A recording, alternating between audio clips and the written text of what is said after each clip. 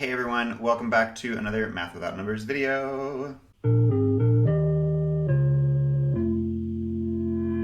So the other week I did a video about the bridges of Königsberg problem, and this is a famous problem in graph theory. And today I want to do my favorite problem in graph theory. This is called the four-color theorem. And the four-color theorem is very special to me because I think it's the first theorem that I ever heard of. It was like what introduced me to the concept of a theorem.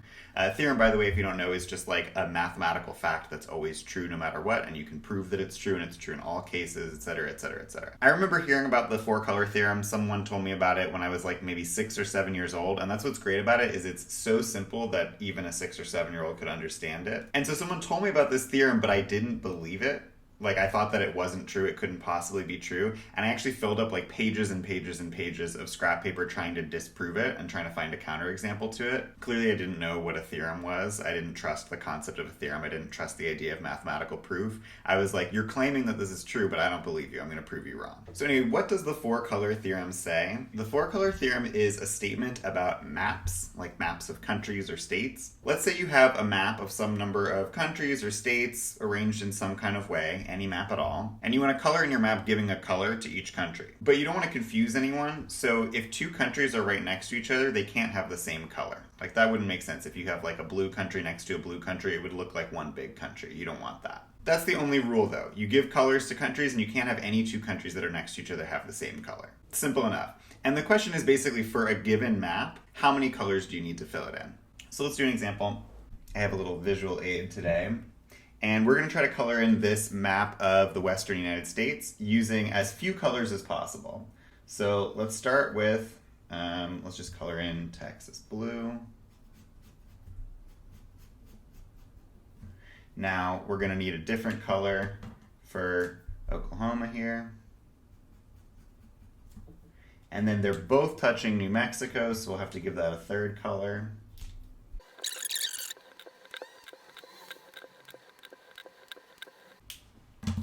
So now notice, it almost looked like I'd be able to color everything in using only 3 colors, but now this last state here, Arizona, is touching a green, a yellow, and a blue, and so we are going to have to actually use a 4th color here. So in total, this map took 4 colors, at least the way that I did it. But you might wonder, is there a better way to do it? Could I have gotten by using only 3 colors? But actually, it turns out for this map, we can actually prove pretty easily that this does require a minimum of 4 colors to fill in. And the way to see that is you actually just look at these states right here. So we've got these 5 states in a loop like this. 1, 2, 3, 4, 5 states in a loop. And because that's an odd number, you can't just alternate like red, blue, or something like that. You're going to have to use at least 3 colors to get this whole loop colored in. And then this state in the middle, Nevada, is actually touching all of these states. So you need 3 colors for the loop, and that means you're going to need a 4th color for this one in the middle that's touching everything. But there are simpler maps you can make actually that require 4 colors. For instance, this map requires 4 colors because you have 4 countries that all touch each other. So what does the 4-color theorem actually say? The 4-color theorem says that any map ever can be colored using at most 4 colors. In other words, it's impossible to come up with a map, no matter how convoluted your map is, no matter how many countries you draw and how they wind around and touch each other, there's no possible way to create a map that requires 5 colors. I love doing this problem with students because they'll never believe me. I would say most people who hear this are like, that can't be true, and then they immediately try to draw 5 countries that all touch each other. And they try over and over and over again, and just like I did when I was a kid, you fill up pages and pages trying to disprove this theorem before you accept, okay, it's a theorem, it's probably actually true. And so this raises the question of why. Why is it always possible to color in a map using 4 colors? But first, let's clear up 2 important things. There are 2 rules that make this theorem true. Without these rules, the theorem's not going to be true. And those rules are corners don't count and no Alaskas. Here's what I mean by that. Corners don't count. I mean, if you have countries that are touching at a corner like this, these ones are not actually considered in contact with each other. You're allowed to make these 2 the same color. Why is that important? Well, if that wasn't the rule, if corners counted as touching, then it would be very easy to disprove this theorem. You could just draw a pizza map And then you have 6 countries that all touch each other at a corner. So these would all 6 have to be different colors. So we've disproven the theorem. And of course, you could actually keep going. And the question wouldn't be interesting at all because you can have any number of countries that all touch each other. So that's why we say corners don't count. The other rule is no Alaskas, and by that I mean you can't have a country that consists of 2 separate regions. Any country that counts for the purposes of this game has to be one contiguous region that's not separated. That's also important because if that wasn't a rule, if you were allowed to have Alaskas, then again, you can disprove this theorem very easily, and you can actually, again, just like with the corners, you can make a map that requires any number of colors to fill. There's a bunch of ways you could do this, but one easy one is, like, imagine you have a bunch of just boring rectangle countries. And let's say this country has a little outpost over here, and a little outpost over here, and a little outpost over here, and over here, and over here.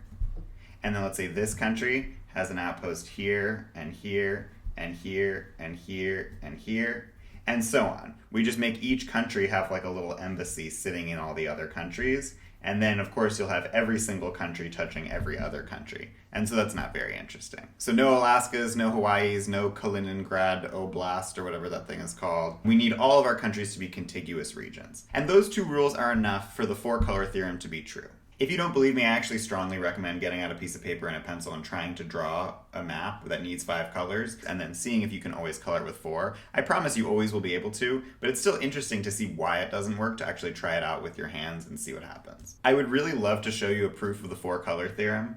If only I could just fit it on this page right here. Unfortunately, I won't be able to, and the reason why is because this is famously one of the hardest things to prove of all time. It's so easy to state that even a child can understand it, but the proof of it is just ridiculously complicated. In fact, this theorem was first proposed, it was first conjectured, meaning someone suggested that it might be true, in I think the mid-1800s. And lots of people, lots of the best mathematicians tried to prove this theorem. And there was even a false attempt that people were very convinced by. There was a proof that they thought was a proof. It wasn't really a proof, but someone thought they had come up with a proof of the 4-color theorem. They wrote it up, they sent it into a math journal, everyone at the math journal read it and thought it was correct, and they published it, and people actually considered it proven. It went from being the 4-color conjecture to being considered the 4-color theorem for 11 years. No one noticed that there was something wrong with this proof. And then 11 years later, someone was reading the proof and they said, wait a minute, this little piece of logic doesn't actually work. Everyone checked this person's work and they found out that actually no, the proof was not a real proof, and so it went back to being the 4-color conjecture. And then it wasn't proven until like the 1970s. I think it was over 100 years that this theorem was not proven. And when they did finally prove it, they used computers to prove it. The final proof of the 4-color theorem that got published is, I think, hundreds, if not thousands of pages long. So of course, I can't show that to you on this piece of paper right here. I don't understand this proof. I've never read the full thing. Most people I've talked to have never read the full thing. But what I can show you is a proof of something much simpler, which is I can prove to you that it's impossible for 5 countries to all touch each other. That's different than saying that 5 colors will never be necessary, because as you saw here, it's possible, for example, to have a map that requires 4 colors without having any 4 states that all touch each other. So I'll prove to you that you can't have 5 countries that all touch each other. That's not enough to prove the 4-color theorem, but it still gives you an idea of why this kind of thing is impossible. Okay, so here's how the proof works. We're going to have 5 countries. Let's just call them A, B, C, D, E. And we're going to try to draw a map where all 5 of them touch each of the other 4. So let's start by just picking any 3 of these countries, A, B, and C. Now, we don't know what these countries look like. We're trying to make a general proof that works no matter what. All we know is that A has to touch B, B has to touch C, and C has to touch A. So there's going to be like some border somewhere between A and B, some border somewhere between B and C, and some border somewhere between A and C. What happens outside of that, we don't really know. We don't know what these shapes look like. It's going to be something like this. We don't need to be specific about it. All we know is that we have these boundaries, these borders between them. And so what that means is that pick any point in country A. I'm just going to use where I've drawn this letter A. It doesn't matter which point you pick. You can just say this is like the capital of country A or something.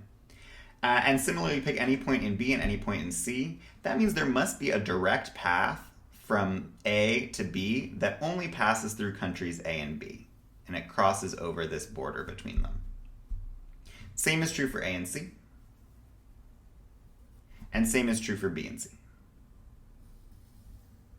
So just using the fact that A touches B, B touches C, and C touches A, that means that there must be a closed loop that you can draw that passes through all 3 countries without passing through any other country. Now this is very useful because you notice it divides the entire world up into inside the loop and outside the loop.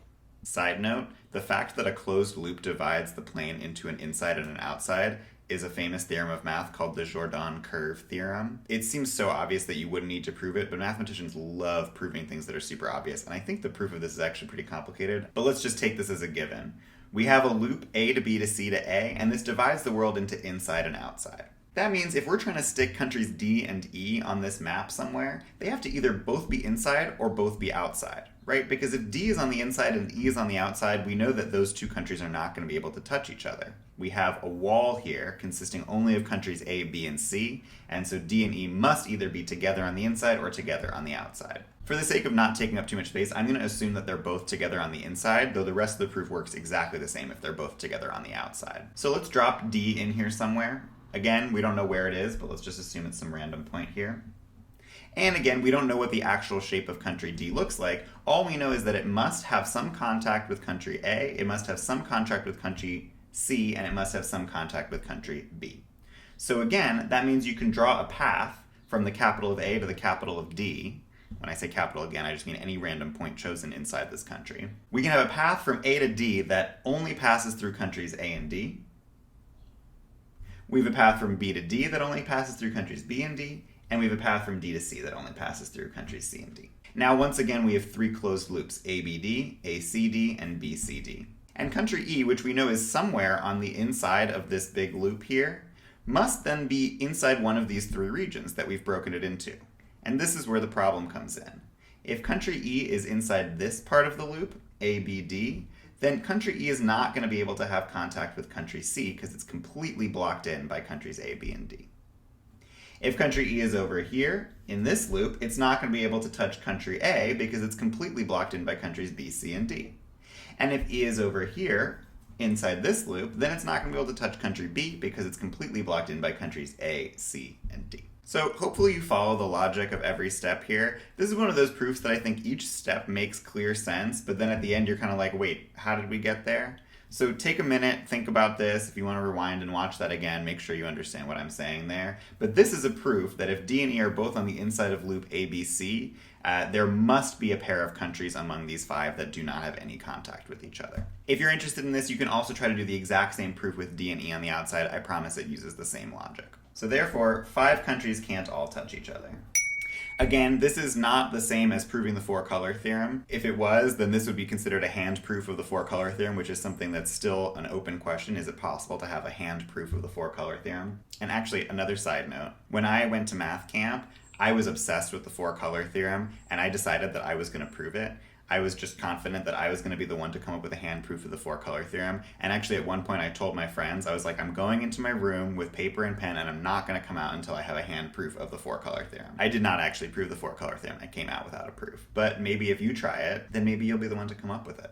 Final thought about this, when we're talking about maps and countries like this, in order to actually solve the problem, I had to start talking about it in terms of nodes and connections between nodes. And that's why this is another example of a problem in graph theory. Graph theory, which is networks of nodes and edges between them, is just a really phenomenally useful set of mathematical tools. There's just so many different things that you can model in this way, where you model, in this case, for example, countries as dots and borders between countries as lines connecting the two dots. And so converting this question about whether five countries can all touch each other into a question about graph theory, this is the same as asking, is it possible to have five dots and connect all five of them to each other without any lines crossing?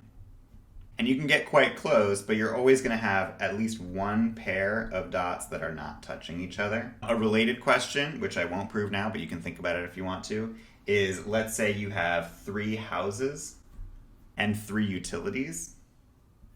Is it possible to connect each house to each utility without any of the wires crossing? You can give it a try. Either it is possible, in which case you should be able to draw it, or it's not possible, in which case you should be able to give a proof kind of like this to see why it's never possible. That's all for today, and next week I'm going to talk about the fourth dimension. So tune in next week to learn about that, and until then, do all the things, specifically like, subscribe, comment, and most importantly, support your local mathematician and purchase a book.